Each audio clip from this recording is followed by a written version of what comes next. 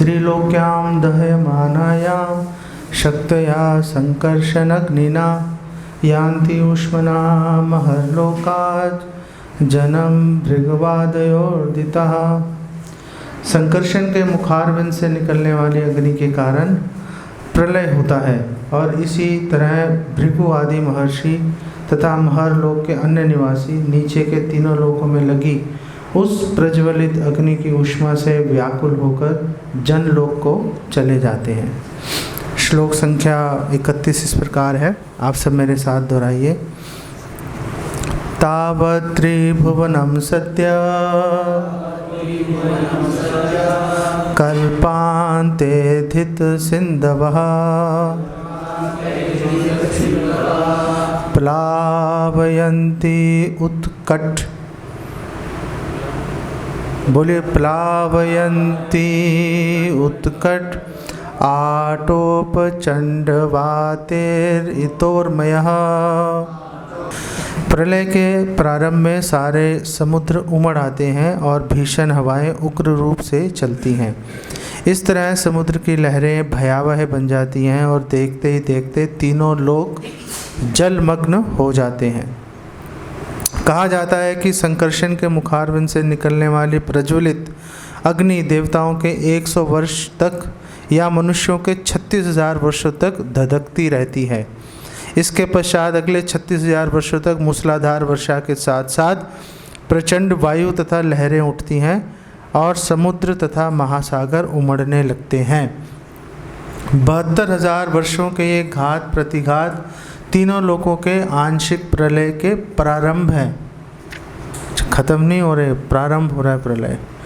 लोकों के इन प्रलयों को भूलकर लोग सभ्यता की भौतिक प्रगति में अपने आप को सुखी मानते हैं। यही माया कहलाती है, अर्थात वह जो नहीं है। 32वां श्लोक इस प्रकार है। अंतः स तस्मिन् सलिल आस्ते अनंतासनो हरि योग निद्रा निमिलाक्ष स्तूयमानो जनालयः। परमेश्वर अर्थात भगवान हरि अपनी आंखें बंद किए हुए अनंत के आसन पर जल में लेट जाते हैं और जनलोक के निवासी हाथ जोड़कर श्री भगवान की महिमामयी स्तुतियाँ करते हैं। तात्पर्य, हमें श्री भगवान की शयनावस्था को अपनी नींद जैसी नहीं समझना चाहिए। यहाँ पर योग निद्रा शब्द का विशेष रूप से उल्लेख हुआ है जो सूचित करता है कि श्री भगवान की शयन अवस्था भी उनकी अंतरंग शक्ति की अभिव्यक्ति है। जब भी योग शब्द का उपयोग किया जाता है तब इसे दिव्य का द्योतक प्रतीक समझना चाहिए। दिव्य अवस्था में समस्त कार्यकलाप सदैव विद्यमान रहते हैं और उनकी महिमा का बखान भृगु मुनि जैसे महान ऋषियों की स्तुतियों द्वारा होता है। आजानुलंबित भुजौ कनकावदातो संकीर्तने पितरो कमलायताक्षो विश्वम्भरो द्विजवरो युग धर्मपालो वंदे जगत प्रिय करो करुणावतारो वंदे श्री कृष्ण चैतन्य नित्यानंदो सहोदितो गौड़ोदय पुष्पंदो चित्रो छंदो तमोनुदो पंचतत्वात्मकं कृष्णं भक्तरूप स्वरूपं भक्तावतारं भक्ताख्यं नमामि भक्त शक्तिकं श्री कृष्ण चैतन्य प्रभु नित्यानंद श्री अद्वैत गदाधर शिवासदि गौर भक्त वृंदा। हरे कृष्णा कृष्ण कृष्णा हरे हरे, हरे राम राम राम हरे हरे। तो ये बहुत ही महत्वपूर्ण श्लोक है और इन श्लोकों के बारे में तो चर्चा करेंगे, हमारे लिए क्यों प्रासंगिक है उसके ऊपर भी बात करेंगे। कोई भी भगवद गीता, भागवतम, चैतन्य चरितामृत, जब भी हम इन ग्रंथों को पढ़ते हैं तो हमें ये सोचना चाहिए कि अपने ऊपर कैसे लगाएं, तभी तो बात बनेगी ना। अगर हम सोचेंगे अच्छा पढ़ लिया, ये उसके साथ हुआ था, उसने ऐसा किया था, भाई तुम कहाँ हो फिर। हमें ये सोचना चाहिए कि व्यवहारिक रूप से अपने ऊपर कैसे लगाएंगे। तो इन श्लोकों की बैकग्राउंड क्या है? बैकग्राउंड ये है कि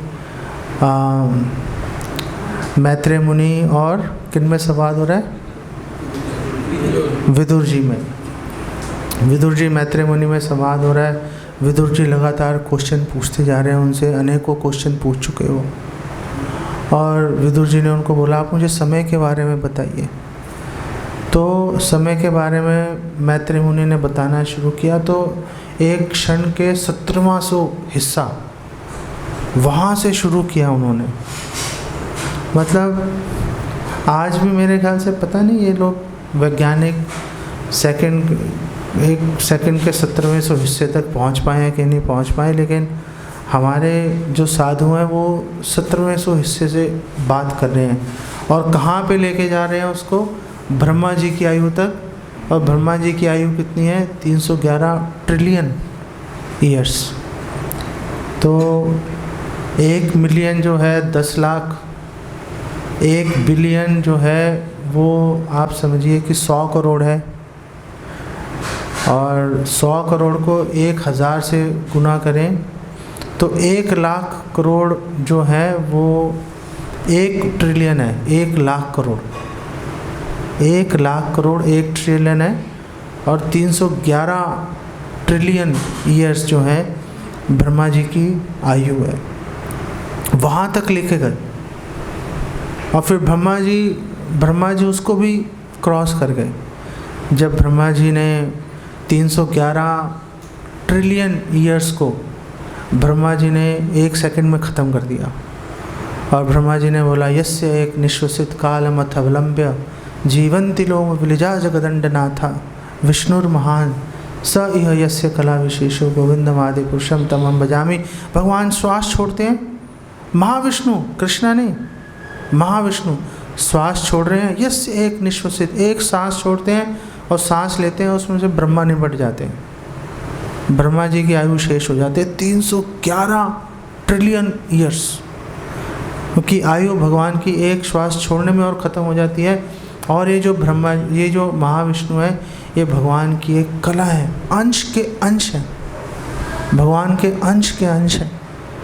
तो भगवान कृष्ण कितने महान है, कहाँ तक, मतलब जो हमारे साधु हैं संत कहाँ तक उसको लेके जा रहे हैं। एक क्षण के 17वें हिस्से से लेकर भगवान की एक श्वास तक पूरा उन्होंने जो विज्ञान है उसको कवर कर रखा है, पूरा विज्ञान कवर कर रखा है। तो यहाँ पर जो 30वें श्लोक में बताया कि जब तो मैत्रेय मुनि बता रहे थे, उन्होंने शुरू किया था परमाणु से कि जो सूर्य की जो किरणें हैं जितना टाइम एक परमाणु को कवर करने में लेती हैं वो जो है एक क्षण का 17वां हिस्सा है। और फिर वहाँ से ऊपर उठना शुरू हुए। तो जब वो बता रहे थे तो विदुर जी ने कहा कि मुझे आप उनके बारे में बताइए जिनकी आयु एक कल्प से भी ज़्यादा है, उनके बारे में आप बताइए।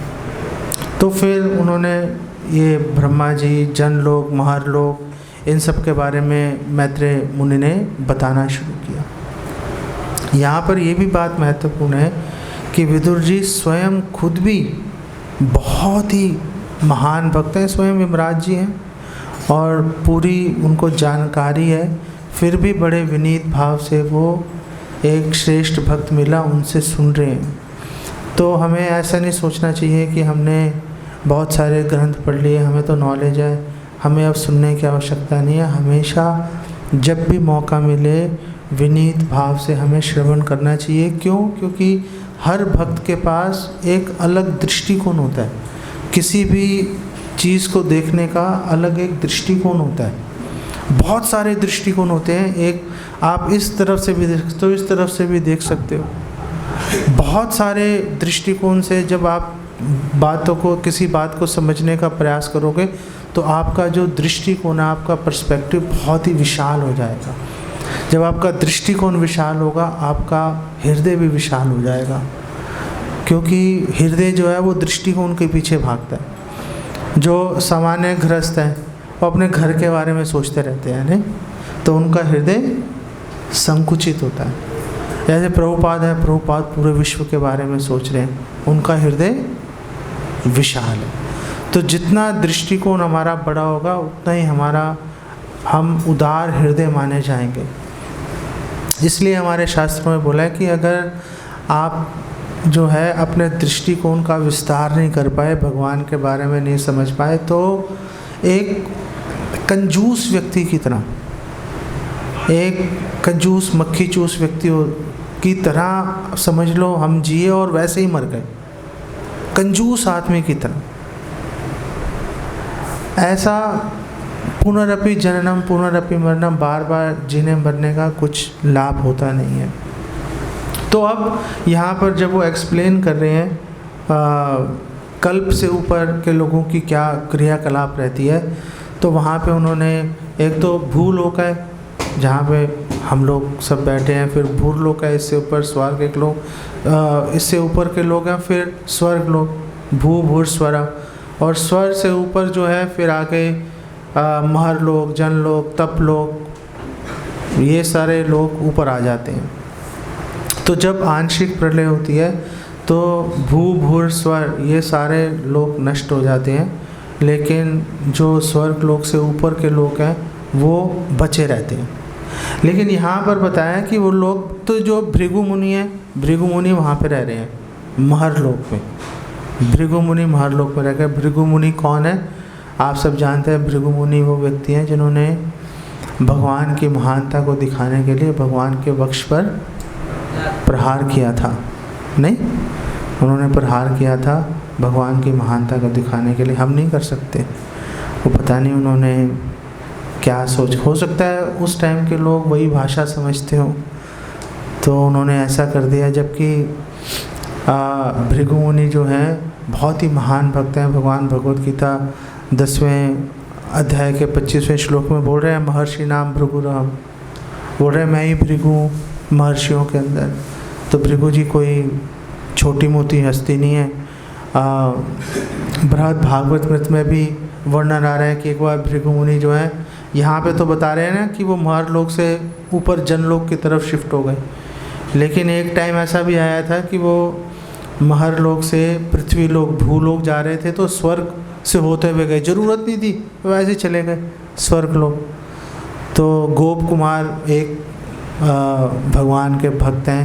पूरा बृहद भागवतामृत जो है वो गोप कुमार की पूरी एक लाइफ हिस्ट्री बता रही है कि कैसे वो आगे आगे भगवान के गोलोक धाम तक कैसे पहुंचा, वो उसकी जीवन लाइफ हिस्ट्री क्या है उसकी। तो उस समय गोप कुमार वहाँ पे स्वर्ग लोक में रह रहा था। तो उसने देखा ये सारे देवी देवता, मतलब ये कोई साधु आए हैं, सारे देवी देवता उनकी पूजा करनी शुरू कर दी। फिर जो गोप कुमार ने देखा कि भगवान खुद ही आ गए,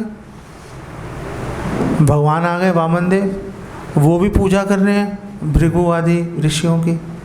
उन्होंने कहा ये क्या हो गया, भगवान की पूजा सारे कर रहे हैं, देवी देवताओं की पूजा सारे कर रहे हैं, ये सारे लोग इनकी पूजा कर रहे हैं, तो क्या चक्कर है। तो उस समय उन्होंने जिज्ञासा की थी, तो बृहस्पति जी ने उनको एक्सप्लेन किया था कि ये सारे जो भृगु ऋषि वगैरह हैं ये महर लोक के निवासी हैं, और महर लोक जो है बहुत ही शानदार, बहुत ही बढ़िया जो है स्थान है रहने के लिए, लेकिन ख़त्म हो जाता है, महर लोक भी ख़त्म हो जाता है। तो यहाँ पर तो जब वो यहाँ से ऊपर उठे, महर लोक से जन लोक गए, तो पीछे हमने पढ़ा था कि जब ये प्रलय का टाइम आता है तो उस समय क्या रहता है कि सूर्य चंद्र जो है लोप हो जाते हैं, किसी और जगह शिफ्ट हो जाते हैं, ख़त्म नहीं होते। तो जब सूर्य चंद्र लोप हो जाते हैं तो फिर जो तपिश है, जो अग्नि है, जो जला रही है 36,000 वर्ष तक, वो कहाँ से आएगी। तो यहाँ पे एक्सप्लेन कर रहे हैं कि शक्तियाँ, वो जो पोटेंसी, वो जो शक्ति है, संकर्षण अग्नि ना, वो भगवान संकर्षण है, उनकी अग्नि है। वही भगवान संकर्षण जो 32वें श्लोक में बता रहे हैं कि जिनकी शैया पर भगवान लेटे हुए हैं आराम से, वो भगवान की जो अग्नि है, वो अग्नि जो है भगवान के मुख से निकली हुई 36,000 वस्तुओं तक जला रही है। और स्वर्ग लोक तक तो सब नष्ट कर दिया, ख़त्म कर दिया, जला के राख कर दिया, लेकिन उसकी जो तपिश है उसकी लपटें नहीं जा रही, लेकिन उसकी तपिश महर लोक तक जा रही है। लपटें नहीं जा रही, लपटें जाती तो उसको भी जला देते महर लोक को।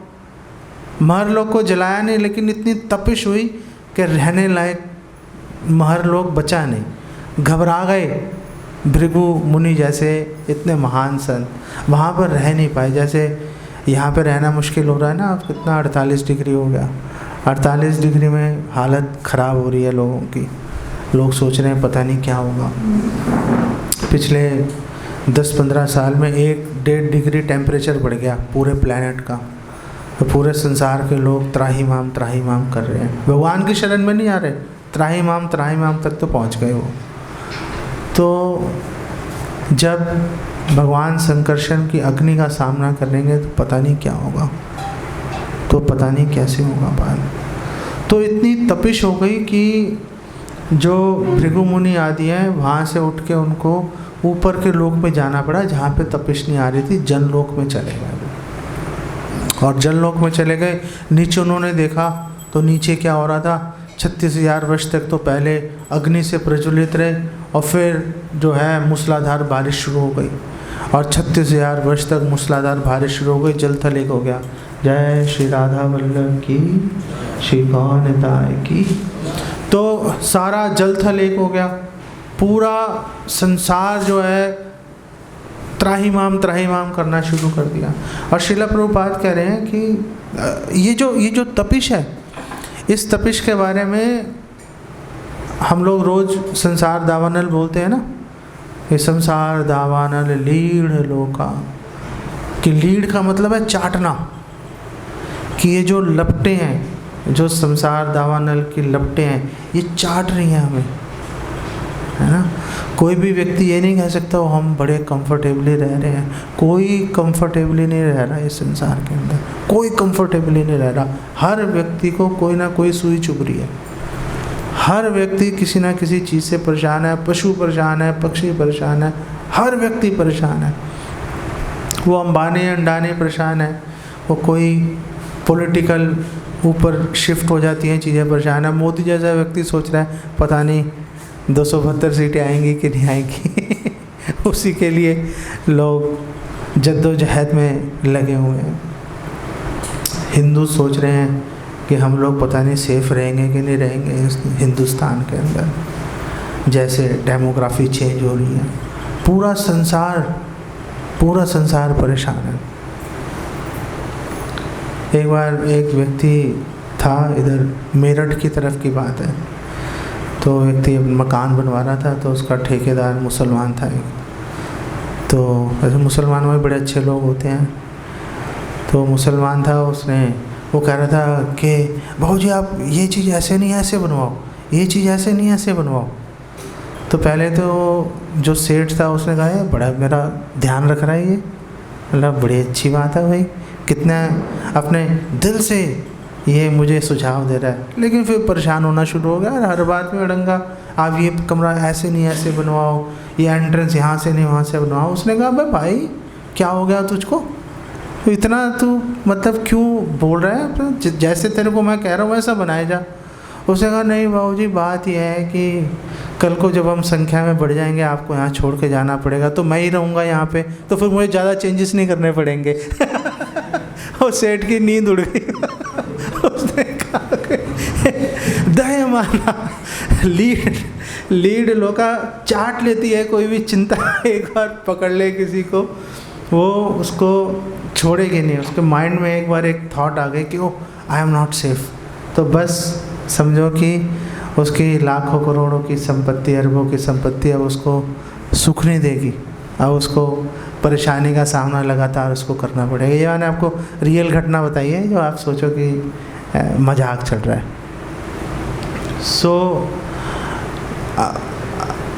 कैसे हम इससे बच सकते हैं, उसका इलाज जो है, उपाय इन्हीं 3 श्लोकों के अंदर दे रखा है। और श्रील प्रभुपाद बोल रहे हैं कि लोग इतनी विकट स्थिति है, हम बोल सकते हैं किसने देखा है, कौन देख रहा है 36,000 साल तक आग जल रही है, 36,000 साल तक पानी गिरे जा रहा है, किसने देखा है। चलो नहीं देखा मान लेते हैं, लेकिन ये तो देखा है लोग मर रहे हैं। I mean, ये तो देखा ही है ना कि लोग मर रहे हैं। आपके दादा परदादा मर गए, आसपास कितने लोग मर गए ये तो देखा है ना। तो कम से कम मृत्यु तक तो पहुंचो कि हाँ हम मरेंगे। तो अब जब हम मृत्यु तक पहुंच जाते हैं कि हाँ मरना निश्चित है, यहाँ तक पहुंच गए, तो फिर ये सोचना चाहिए कि जब हमने मर जाना है तो फिर मृत्यु के समय पर क्या चीज़ लाभकारी है, क्या चीज़ हमें नुकसान देगी, क्या चीज़ बेकार है, तो फिर उसके ऊपर बात व्यक्ति करना शुरू कर देता है। क्यों हम बात नहीं कर रहे? ऐसा नहीं कि इस मंदिर के बाहर के लोग बात नहीं कर रहे, हम भी नहीं करते, हम भी नहीं करते बात। हम भी जो मंदिर के अंदर रह रहे हैं, जो मंदिर से जुड़े हुए लोग हैं, वो भी आपस में कई विवादों में फंस जाते हैं। क्यों फंस जाते हैं? क्योंकि वो मृत्यु के क्षण को उस मोमेंट में भूल जाते हैं कि मरना है हमने। अरे जब मरना है तो फिर मैं इनसे क्यों लड़ूं, या ये मुझसे क्यों लड़ेंगे, या अगर ये मुझसे लड़ रहे हैं तो मैं इनको वापस जवाब क्यों दूं, आखिर में तो मर जाना है। तो जब मृत्यु निकट है तो फिर क्यों मतलब हम ये वाद विवाद करके टाइम वेस्ट करें। जैसे ब्रह्मा जी हैं, ब्रह्मा जी की 311 ट्रिलियन वर्ष की आयु है, 311 ट्रिलियन। अब ब्रह्मा जी ये नहीं सोचते है मैं तो अमर हूँ। 311 ट्रिलियन ईयर्स किसने देखे हैं, किसको पता है मतलब 311 ट्रिलियन ईयर्स।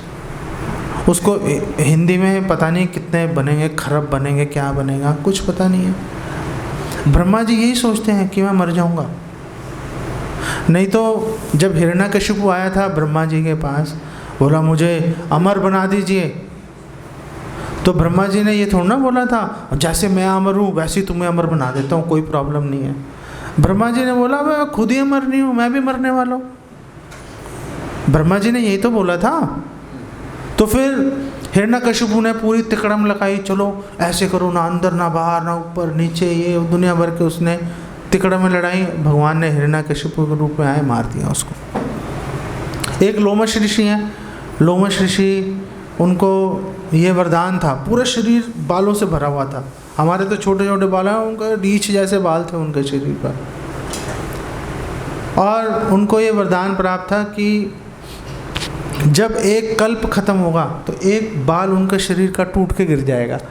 हमारे शरीर का एक बाल टूट के गिर जाए पता चलता है क्या? पता ही नहीं चलता। उनका एक बाल कब टूटेगा? एक कल्प के बाद। और जब शरीर के सारे बाल झड़ जाएंगे तो मृत्यु होगी उनकी। पता नहीं अब कब मरेंगे वो। तो वो कुटिया नहीं बनाते थे रहने के लिए। तो किसी ने उनसे पूछा यार कुटिया क्यों नहीं बनाते आप, मतलब रहने के लिए क्यों धूप सर्दी बारिश झेले जा रहे हो, एक कुटिया बना के रह लो। तो लोमश ऋषि ने क्या बोला, क्या ज़रूरत है कुटिया बनाने की, अभी मरने वाला हूँ। अरे भाई एक कल्प के बाद एक बाल टूट रहा है। वो ऐसा व्यक्ति सोच रहा है क्या ज़रूरत है कुटिया बनाने की, अभी मरने वाला हूँ। हम क्या सोचते हैं, हम पता नहीं कौन सा अमृत पी के आए हैं, पता नहीं हम क्या सोचते हैं कि हम नहीं मरेंगे, वो मर गया ये मर गया, हम नहीं मरेंगे। अरे भाई सब मर जाएंगे।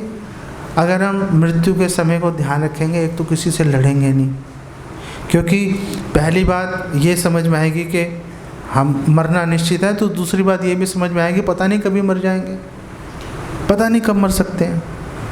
पदम पदम यद विपदा, एक क्षण में मृत्यु हो सकती है। तो फिर वाद विवाद में नहीं पड़ेंगे। लेकिन जो लोग मृत्यु के उस क्षण को भूल जाते हैं कि हमने मरना है, वो फिर इस संसार के अंदर सुख ढूंढना शुरू कर देते हैं। और श्रील प्रभुपाद यही बोलते हैं, श्रील प्रभुपाद बोल रहे हैं ऐसे लोग जो हैं जो इस संसार में सुख तलाश रहे हैं, यही माया है, सुख है ही नहीं। क्योंकि अगर सुख है तो असीमित होना चाहिए, कोई अंत नहीं होना चाहिए। जिसका अंत हो गया वो बेकार है, वो सुख जो है दुख का कारण बनेगा। जो व्यक्ति जितना ज़्यादा अमीर होगा वो मृत्यु के समय यही सोचेगा कि मेरी संपत्ति कैसे बटेगी, इसको कितना दूँ उसको कितना दूँ। घर वाले भी सोचते हैं, सोचेंगे पता नहीं हमारे हिस्से में कितना डालेगा ये। घर वाले भी इसी तिकड़म में रहते हैं। जो रिक्शा वाला है, वो रिक्शा वाले को रिक्शे का अभिमान है, वैसे तो वो रिक्शे के बारे में सोचता रहता है कि मैं रिक्शा, मेरा रिक्शे का कौन ध्यान रखेगा, इतना कीमती रिक्शा है मेरा, है ना। भिखारी है, उसकी जेब में 10 रुपये, वो 10 रुपये का ध्यान रखता रहता है। तो प्रभुपाद बोल रहे हैं ये बेसिकली माया है। अब बात हम करते हैं, क्योंकि टाइम बड़ी तेज़ी से ख़त्म हो रहा है, कि चारों तरफ पहले तो अग्नि से जल रहे थे लोग, और फिर बारिश से जल रहे थे, तेज हवाएं चल रही थी, चारों तरफ उथल पुथल हो रही थी। तो इन सारी उथल पुथल के दौरान 2 तरह के व्यक्ति हैं, वो बिल्कुल शांत बैठे हैं।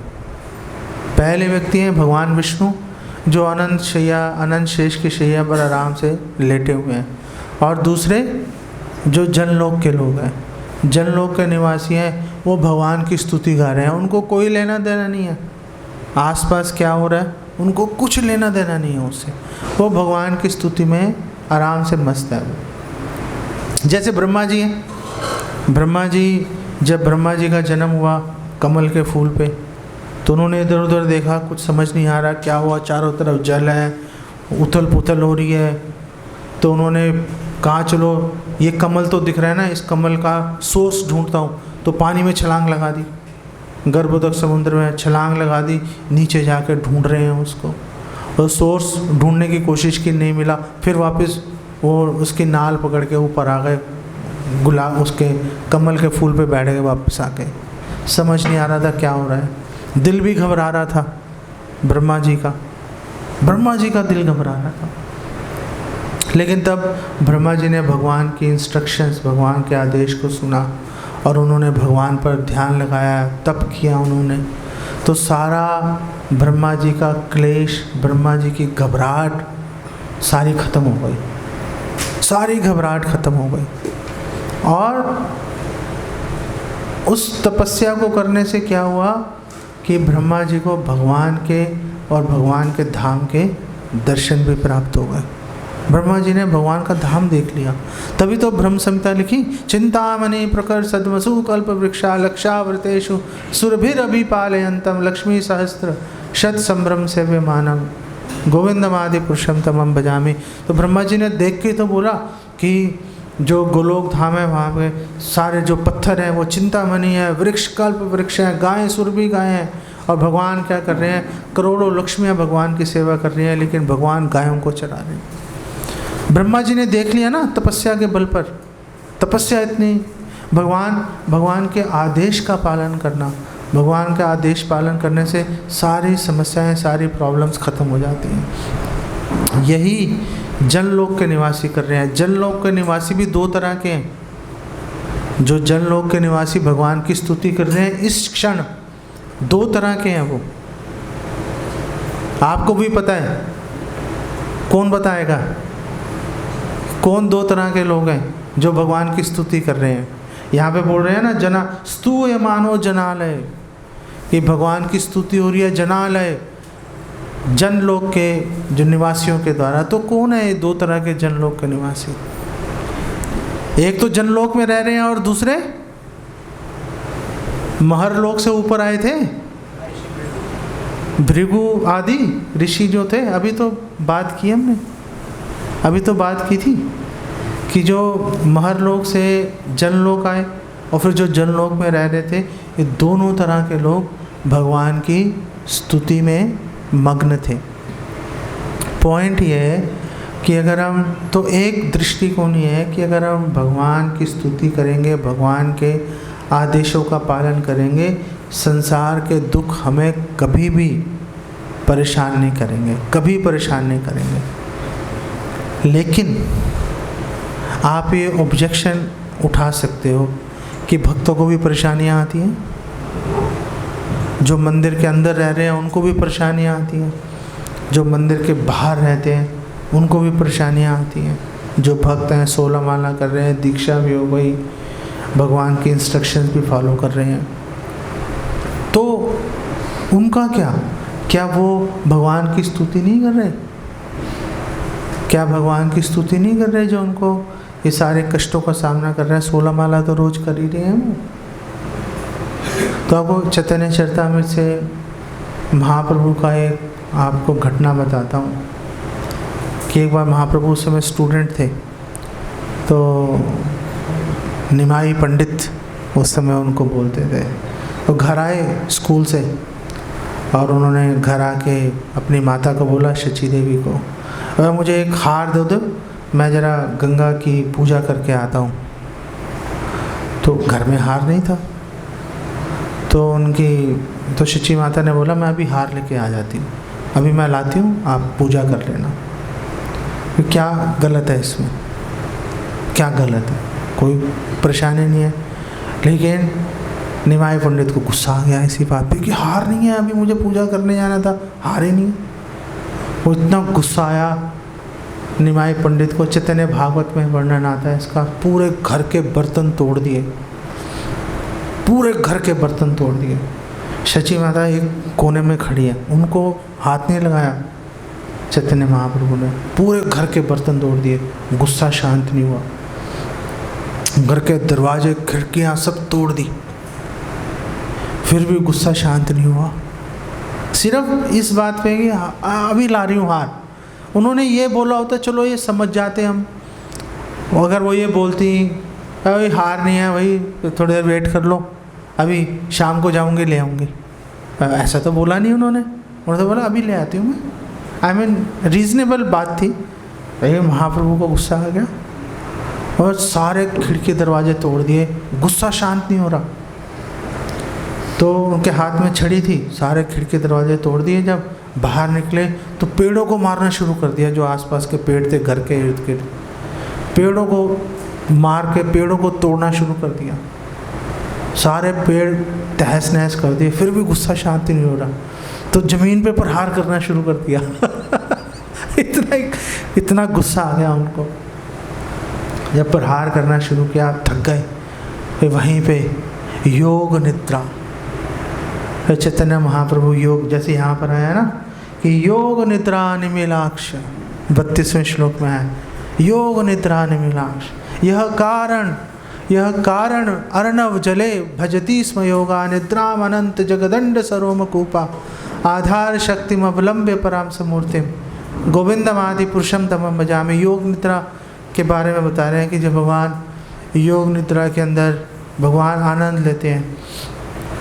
भक्ति सिद्धांत सरस्वती ठाकुर अनेक ग्रंथों को कोट कर रहे हैं चैतन्य भागवत में, और वो बता रहे हैं कि जो रमा देवी हैं, लक्ष्मी देवी, वही योग निद्रा है, वही योग निद्रा है।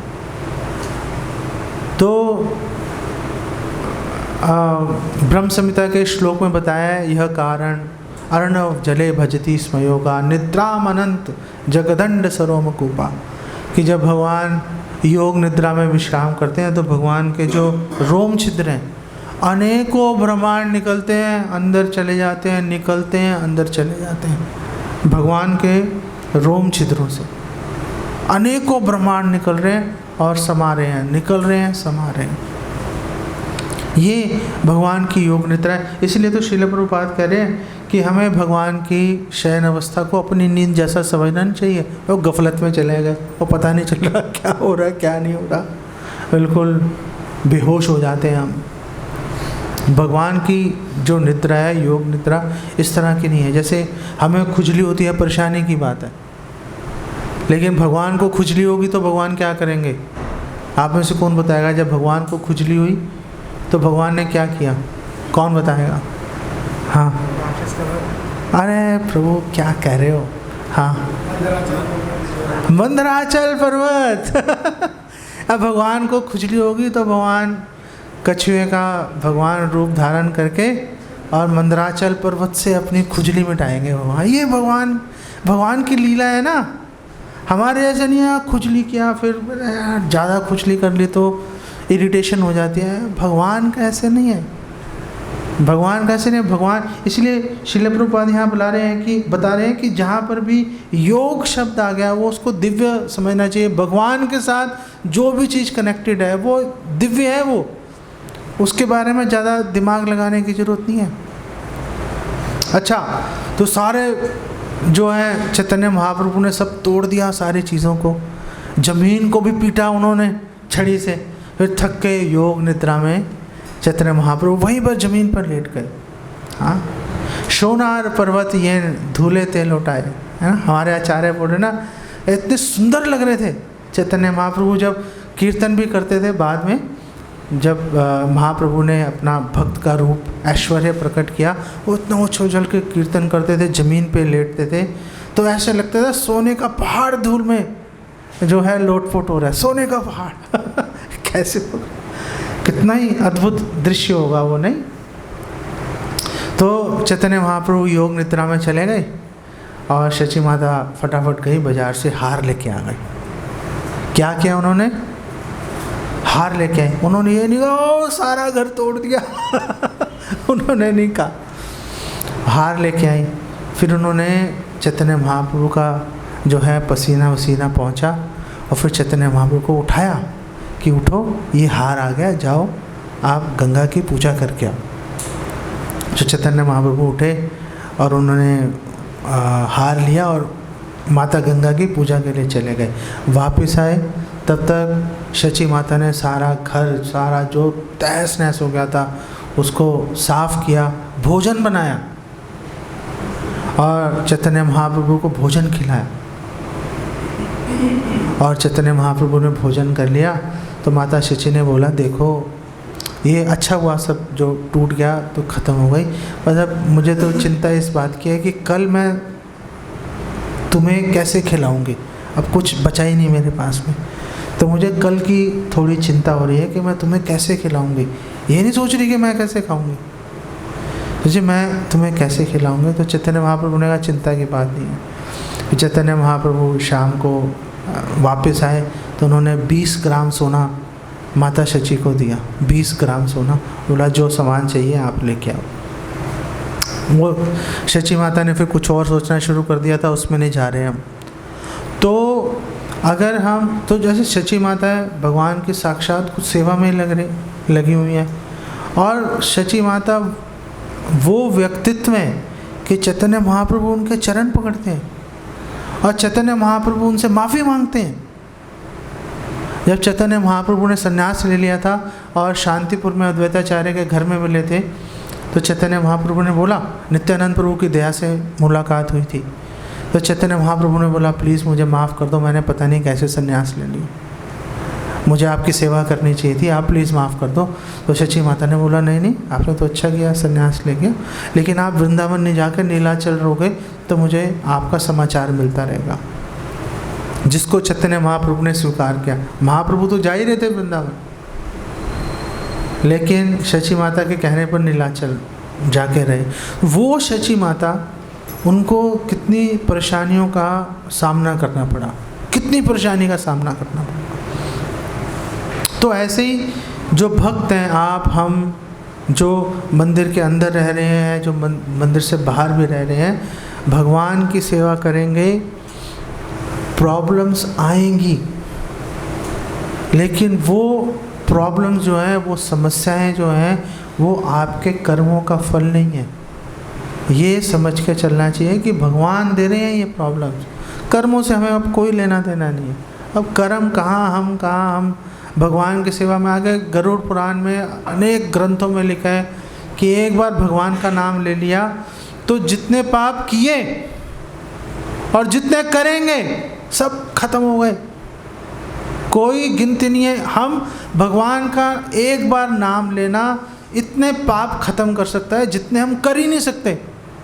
आप पाप करना शुरू कर दो, आप कर ही नहीं सकते उतने पाप जो हरे कृष्ण मंत्र खत्म नहीं कर देगा, लेकिन भगवान के नाम के बल पर पाप नहीं कर सकते। ये सोच के पाप नहीं कर सकते चलो हरे कृष्णा बोल रहे हैं तो ख़त्म हो जाएगा, क्योंकि वो बोला तो फिर क्या हो जाएगा, नाम अपराध हो जाएगा, नाम के बल पर पाप लगना शुरू हो जाएगा। इसीलिए तो हम कहते हैं जिसने अजामिल की कथा सुन ली उसके पास ये सुविधा ख़त्म हो जाती है, उसके पास में नाम के बल पे पाप करने। कितने पाप किए उसने, अजामिल ने, लास्ट में बोल दिया नारायण सारे पाप खत्म हो गए, विष्णु दूत आ गए। हमारे लिए नहीं आएंगे, हमारे लिए नहीं आएंगे। आप सोचोगे जी हम पाप करते हैं, क्या प्रॉब्लम है भाई, पाप करते हैं, लास्ट में हरे कृष्ण पता नहीं बोल पाएंगे नहीं बोल पाएंगे, 100 में से 99 लोग तो बेहोशी में मर जाते हैं आजकल, नहीं? कौन जागृत अवस्था में मर रहा है? तो पहली बात तो हम बोल नहीं पाएंगे। अगर बोल दिया, भगवान बोलेंगे तूने नाम के बल पे पाप किया था और सजा दूंगा तुझे। तो हमारे पास ये सुविधा नहीं है, वो तो अजामिल के पास थी। इस बाहर आपके छिपीवाड़ा में, दिल्ली में करोड़ों लोगों के पास ये सुविधा होगी, आपके पास नहीं है। बस ये बात याद रखना आप, कभी आप उस सुविधा का लाभ, कुलाभ उठाने की अगर आप कोशिश करो। तो कर्मों से हमारा कोई सरोकार नहीं है, भक्तों का कोई लेना देना नहीं है कर्मों से। जो हो रहा है भगवान का और हमारा आपस में प्रेम का व्यवहार हो रहा है। अब उसके अंदर अगर आपने कंप्लेंट कर दी, ओह सहा नहीं जा रहा, तो भगवान को अच्छा नहीं लगेगा। फिर आप मेरी बात समझ रहे हो? अगर भगवान प्रेमवश, जैसे माँ है, माँ ने अपने बच्चे को, छोटे बच्चे को एक चाटा मार दिया। अब बच्चा बोले, छोटा सा बच्चा, मैं चाटा कैसे मार दिया? नहीं बोल सकता, वो नहीं बोल सकता, बोलता ही नहीं है। अब पता नहीं आजकल शुरू हो गए हों तो कह नहीं सकता। हमारे टाइम तक तो नहीं था, हम तो बल्कि डरते छुपते फिरते थे, अपने पिताजी से छुपते फिरते थे माँ के पीछे कि माँ बचाएगी। और माँ कितना ही मार लेगी तो भी माँ के पास ही जाएंगे। नहीं, माँ को ये नहीं कह सकते क्यों मार दिया, आपको पता नहीं है क्या, बिना बात के मार दिया आपने मेरे को। वो वहाँ पर प्रेम व्यवहार में प्रॉब्लम आ जाएगी। वहाँ पर जो भी भगवान, जो भी हमारे साथ हमें समस्याएं आ रही हैं, ये सोच के चलना पड़ेगा हम भक्तों को। अब भक्तों की बात नहीं कर रहा मैं, अब तो आपकी हमारी बात चल रही है। भक्तों को ये सोच के चलना पड़ेगा कि भगवान विशेष रूप से हमें शुद्ध बना रहे हैं। भगवान उसमें कंप्लेंट नहीं कर सकते, उसमें कोई कंप्लेंट नहीं कर सकते।